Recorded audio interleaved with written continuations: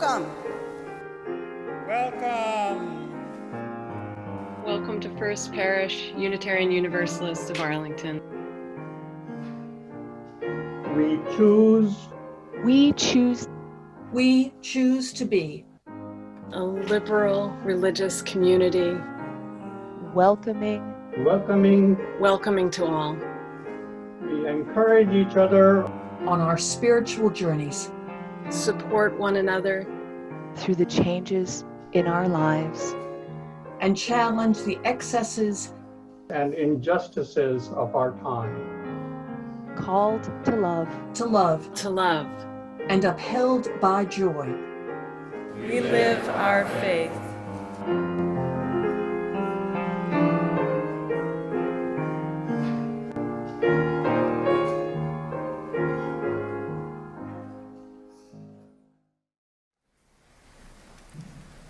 Blessed Spirit of life and of love, in all ways named and known. We lift up our hearts in joy and celebration while holding close the sorrow that weaves its way through both. On this red letter day, when we witness the still in the bud spirituality of the coming of age youth, we are reminded that we are all, in one way or another, still in the bud, still growing, revelation ongoing. In a time when cynicism is supreme, may we resist and instead rest in wonder, hearts open to the newness of who we are becoming day by day. With new eyes, may we stretch our spirits ever wider, knowing that the risk is worth it. Today we celebrate the youth who will share and inspire us. May this mark a new start to their spiritual lives and indeed that of all who gather here. Amen. I invite you into a 2-minute time of silence. Each spring, the sisters at Bethany House, an Episcopal convent and retreat center tucked away in Arlington Heights, allow us to use their labyrinth. Around dusk on a Sunday, the coming-of-age cohort and their mentors carpooled over from First Parish and were invited to try out a spiritual practice shared across several religious traditions: silent, contemplative walking, pondering something big. I might describe a labyrinth as a maze where there is only one path to the center. But to get there, there are many switchbacks along a winding path. If you have your coming-of-age booklet or a picture of a labyrinth in front of you, you can try tracing it with your finger. You might feel as though you're getting closer to the center, only to be brought again in a long sweep in the other direction. But trusting the path that's laid out, you eventually arrive at the center point. Once at the center, you again make your way out, retracing the steps you've taken, emerging somehow changed by the minutes of mindful walking. That night, the mentors gave coming-of-agers some background and invited them into the practice. They adorned the path with luminaria, candles lit inside paper bags. And the group had their chance walking the labyrinth, getting a taste of the spiritual practice that has been practiced for millennia.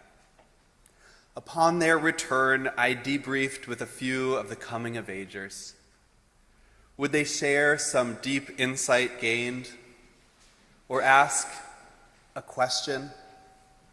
No, that night the story was that one of the luminaria bags caught fire and Tessa, quick thinking, stomped it out. The metaphorical meaning of that moment I'll be turning over for years. Allison, Devin, Libby, Lucas, Lucas, Tessa, Vera, Vivian, and Zibby.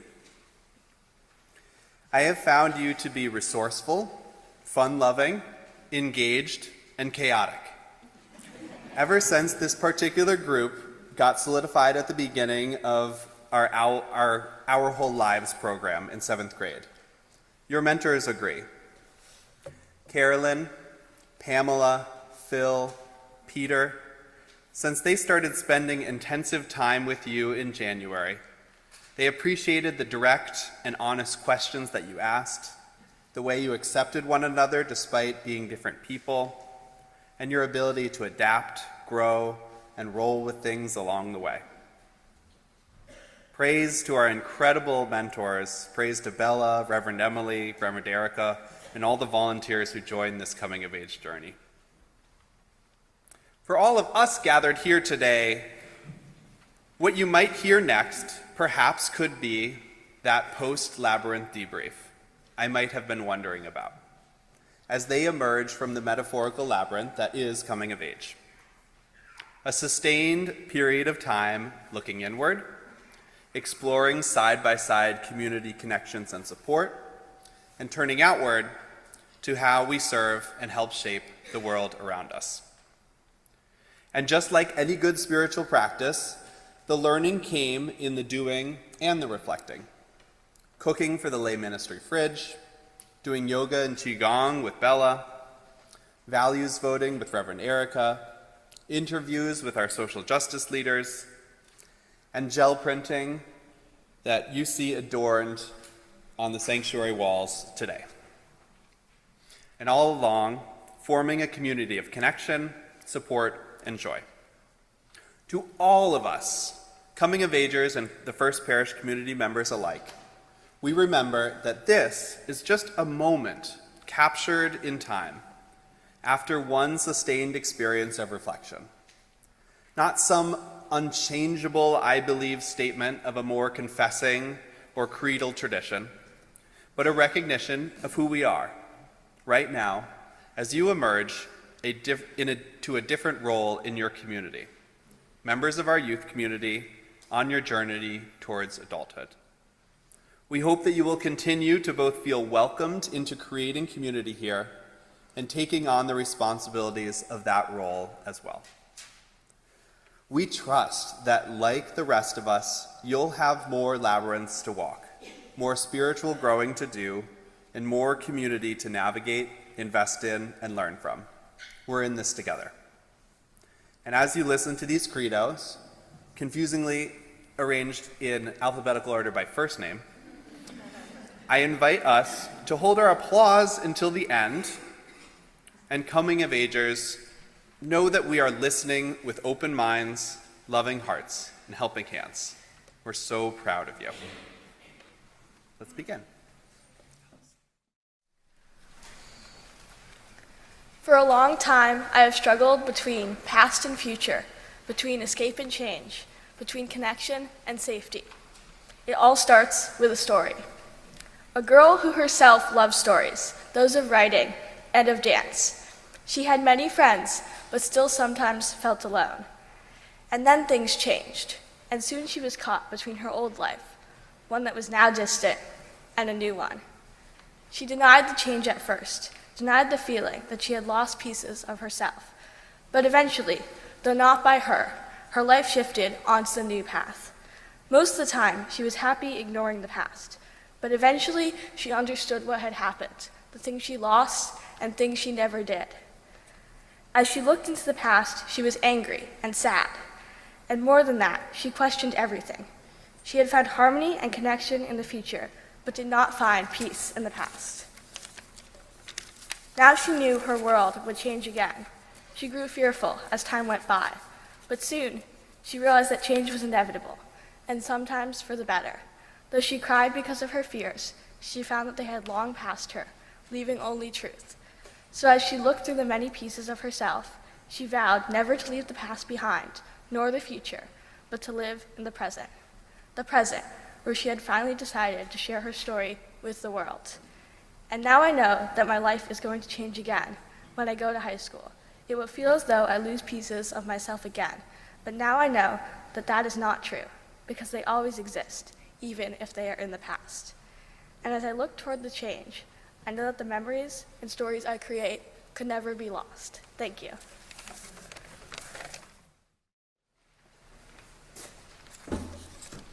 Hello, my name is Livy Gendron. Dear me, be yourself. You've heard that your whole life. Who are you? What does that even mean? How do you know how to be yourself when there's a world of people who will always be judging you?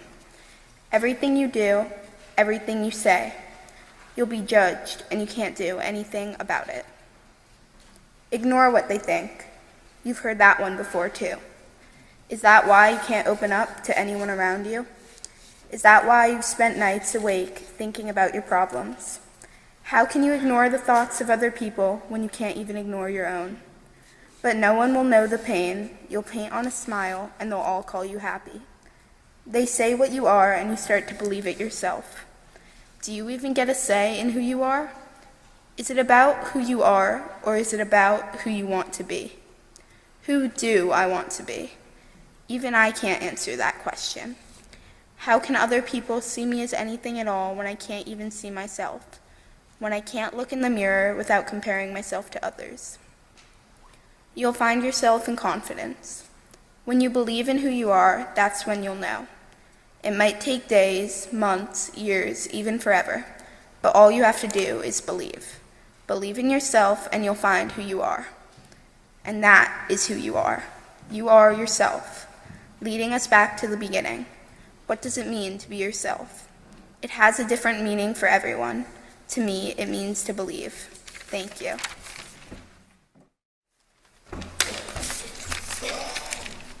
Hello, my name is Lucas Patience. Traveling to new places is one of the things that brings me the most joy because I get to experience different cultures and ways of living.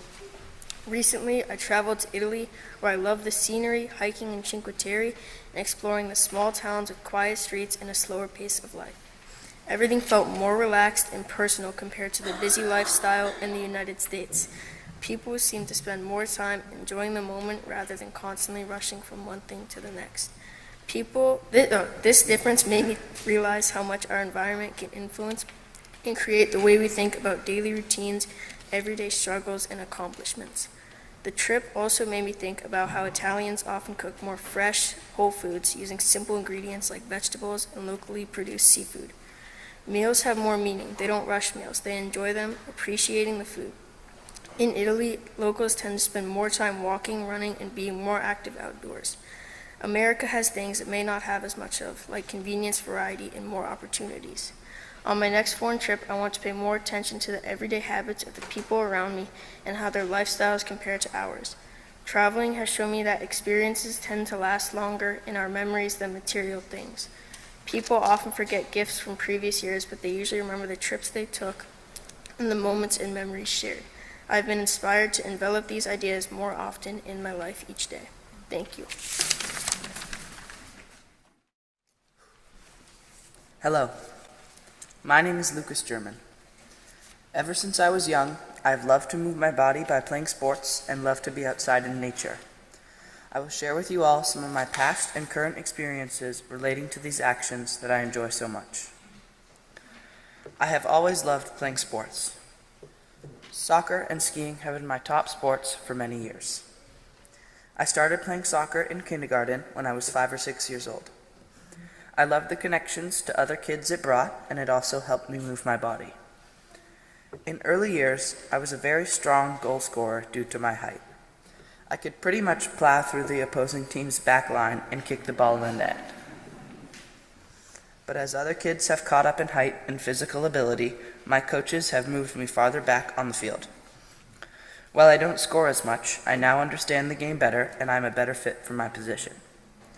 Recently, I've been trying to up my soccer game due to the upcoming high school team tryouts. I love going out to play in the front yard in the cool morning air and getting a feel for the ball by dribbling through cones and doing laps over my agility ladder. I have been skiing since I was 2. Skiing has always been a really fun activity for me because I like the cold.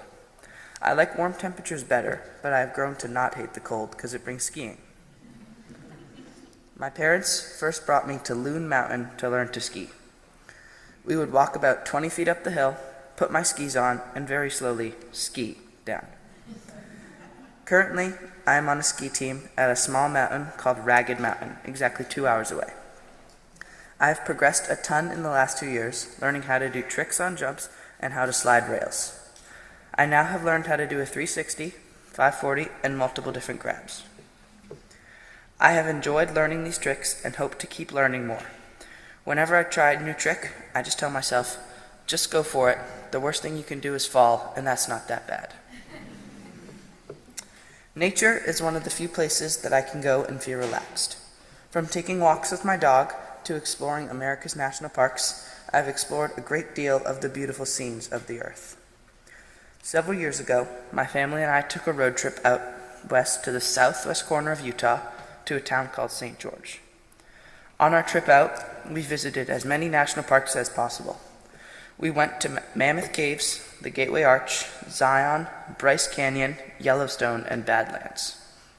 We loved going to all these places so much that we have been back to see Yosemite and the Redwoods this past vacation, and a couple years ago, we visited the Grand Canyon. Up in New England, our family loves to hike in the White Mountains, trying to hike all of the 4,000 footers. And even if we aren't up for a long drive, we'll take our beloved dog for an adventure in the fells or at nearby Wrightlock Farm. I've cherished the peace of nature, and it is now one of my happy places. These things have been some of my favorite things to do since I was young, and they will continue to be as I grow older. As I grow up, my favorite actions have influenced my thoughts and ideas, therefore giving me goals I can see myself pursuing in the future. I would like to play high school and college soccer, keep skiing with friends and family, and continue to explore in nature, ultimately going to every national park in the U.S. and hiking all of the 4,000 footers. Thank you. My name is Tessa Hims. What is identity? Is it knowing who you are, loving who you are? Is it fitting into a group or not fitting into a group? Some people say it's physical, or maybe it's cultural. Some people say it's personality, but I'm not sure. Maybe we will never know. Always wonder. Never really knowing who we are or how to find out. But I think I know. It is my place on a soccer field, my ever-growing Spotify playlist, my favorite book in a cozy corner, my favorite spot in my best friend's house, my football team in the Premier League, or my constant arguing with my brother. Though maybe it's different for you. For you, it might be your favorite movie on a rainy day, or that one video game that you can never complete but will never give up on. Maybe your home country. I think it is like a pineapple. Some of it, like the spines, you show the world, but some of it you keep inside, just for yourself. I think that identity is whatever you want it to be, ever-changing. Sometimes you choose your spines, and sometimes you don't. But in the end, it doesn't matter what I think, only what you think.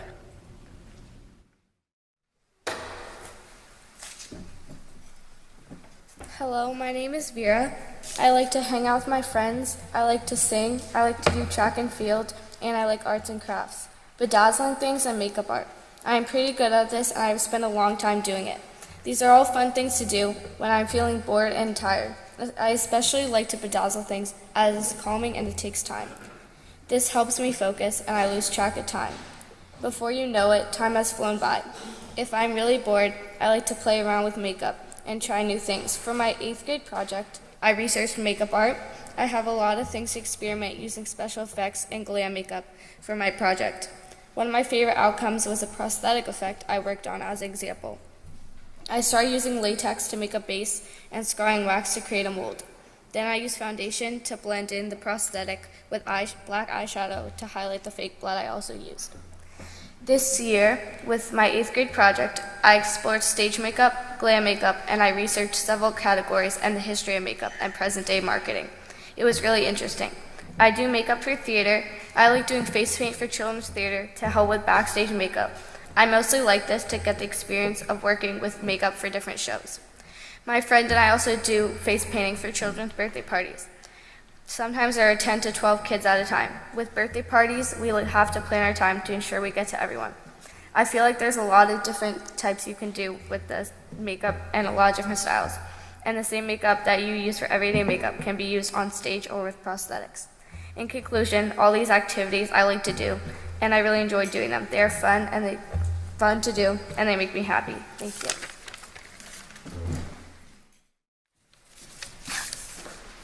Hello, my name is Vivian Fields. Many people think you need to have everything figured out before making important decisions, but life usually doesn't work that way. There's rarely a moment where you suddenly feel completely ready. Most of the time, things are uncertain and you just have to deal with them as they come. Sometimes change happens without warning and you don't really get a choice about when it happens. There's still a lot of things I haven't figured out, especially when life doesn't go the way I planned. I learned that in 2024 when I broke my femur on the last day of school. 1 minute, I was finishing the year normally, and the next, I was stuck in a hospital bed for a week, unable to move around the way I was used to. The hardest part wasn't even just the pain. It was how quickly everything changed. My normal routine disappeared almost instantly, and I had to adjust to something I never expected. That experience taught me that life doesn't wait until you feel prepared. Difficult situations can happen out of nowhere, and when they do, there's usually pressure to move on quickly or act like everything is fine. But I've learned that rushing yourself before you're ready can make things harder. When you try to force everything back to normal too fast, it becomes exhausting, and even small problems can start to feel overwhelming. What actually helped me was slowing down and taking things one step at a time, not ignoring what was happening, but giving myself time to adjust and think clearly. When I did that, things felt a lot more manageable. Over time, I realized that patience isn't just about waiting. It's about how you handle uncertainty. Life is unpredictable, and nobody's fully prepared for everything that happens to them. Instead of focusing on being completely ready all the time, I think what matters more is learning how to respond when you're not.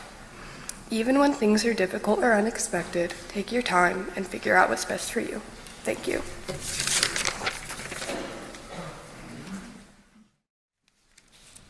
Hello, my name is Zibby Close. Laughter to me is something I do every day. It's as normal as breathing to me. I laugh at everything that happens throughout the day. I laugh when I see my dogs jump to greet me in the morning. I laugh when my dad says a joke. I laugh when I see my friends at school. I laugh in the middle of class. I laugh when I'm happy, when I'm crying, when I'm angry, when I don't know what to say, or when I'm embarrassed. The best thing to do when you're sad is laugh, because if you laugh, then you'll already feel less sad.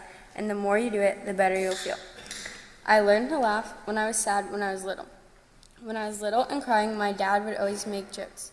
After crying and getting a paper cut, my dad would make a joke and say, "I guess we'll have to cut it off." After every time I was sad, my dad would always be there to make me laugh. When I'm by myself and sad and want to feel better, I make myself laugh by watching funny videos or thinking of a time that was funny. Now I carry that on to my everyday life and try to make people laugh when they're sad too. When my friend was sad because she couldn't figure out what to write on a paper, I made her feel better by making a joke about what we had to write about. Even though she still didn't know what to write about, we laughed about it together and she felt better after that. Laughter is the best medicine, the best feeling, and the best thing to do all the time. Thank you.